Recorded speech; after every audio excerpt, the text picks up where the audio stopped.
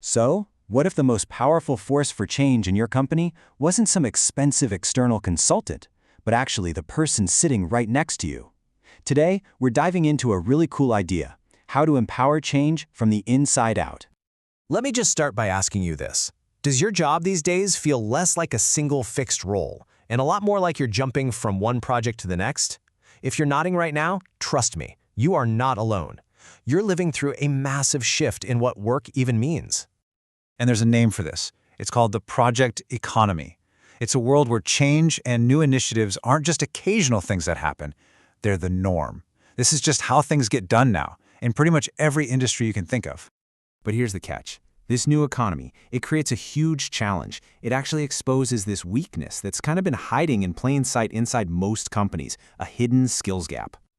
See, in the project economy, your job title is just a starting point. Everyone, and I mean everyone, is expected to be a problem solver, to think strategically, no matter what it says on your business card. Those neat little boxes on the org chart, they're blurring, and things are way more fluid and demanding. And this quote just hits the nail on the head. We have these massive expectations for people, but we've totally failed to train them for it. We're asking people to lead these really complex changes without actually giving them the tools they need to pull it off. So you end up with this giant gap, right? A chasm, really, between what companies need their people to do and what those people have ever actually been taught to do. And this thing, it affects everybody, from the brand new hire all the way up to senior management. Okay, so how do we bridge this gap? Well, the answer is surprisingly simple, but it's also incredibly powerful. We've got to learn how to empower change from within. You know, the typical reaction is, oh, we have a big complicated project, let's hire some consultants. But the smarter, more sustainable approach is to look inside your own walls. It's about unlocking the amazing potential that's already sitting right there in your teams. And this right here, this is the core philosophy. It's not just about getting a project done. The real goal is to build up your own team skills for the long haul. You want to create a culture of problem solvers, not a cycle where you're always depending on outsiders. This idea gives birth to a new kind of hero, the change champion. And listen, this isn't some new job title you have to go apply for. A change champion is just anyone on the team who steps up, uses the skills they already have, and helps guide a project forward, all while still doing their day job. So, what does that actually look like, on a regular Tuesday? Well, it's not a one-size-fits-all kind of thing. In fact, being a change champion usually shows up in one of 4 different ways, what we can call the 4 faces of change.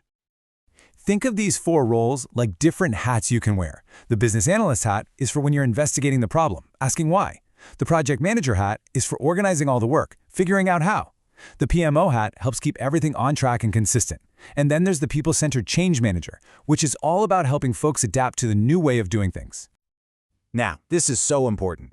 Don't get hung up on the titles. Seriously, think of these as different lenses you can look through, different ways you can jump in and help out.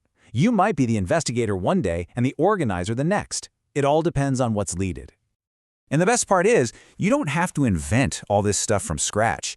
There's a pretty simple toolkit anyone can learn to use. Things like a RASI matrix, which just makes it super clear who's doing what, or a vendor selection framework, so you pick the right partners, and models like ADKAR, which are fantastic for guiding people through the human side of change. Okay, so let's bring this all back to you. What does stepping up as a champion really mean for your career, and what does it mean for your whole organization? Well, for you personally, the benefits are huge. It validates skills you're probably already using. It gives you a whole new way to talk about the value you bring. It builds your confidence to take on bigger roles. And maybe most importantly, it connects what you do every day to the company's biggest goals, which is just incredibly motivating. And for the organization? Oh, this is a total game changer. You start to activate all this hidden talent in your teams. You rely way less on those expensive consultants. You keep your best people around because they see they can grow. And you build this awesome culture where everyone feels empowered to solve problems.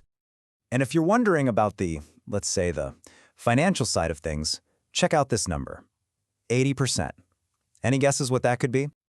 That is the potential drop in spending on consultants when a company decides to build these skills internally. That is a staggering amount of money, and it just goes to show how incredibly valuable your in-house talent really is. And it's so important to remember this. The goal here is not to make everyone go out and get a formal certification. It's about a shift in mindset. It's about giving people the tools and, just as importantly, the confidence to be part of the solution. At its heart, it's really all about empowerment. So that really just leaves us with one final thought. Whether you're a natural investigator, a master organizer, a process guru, or a real people person, that potential is already inside you. The only question left is, which change champion are you waiting to become?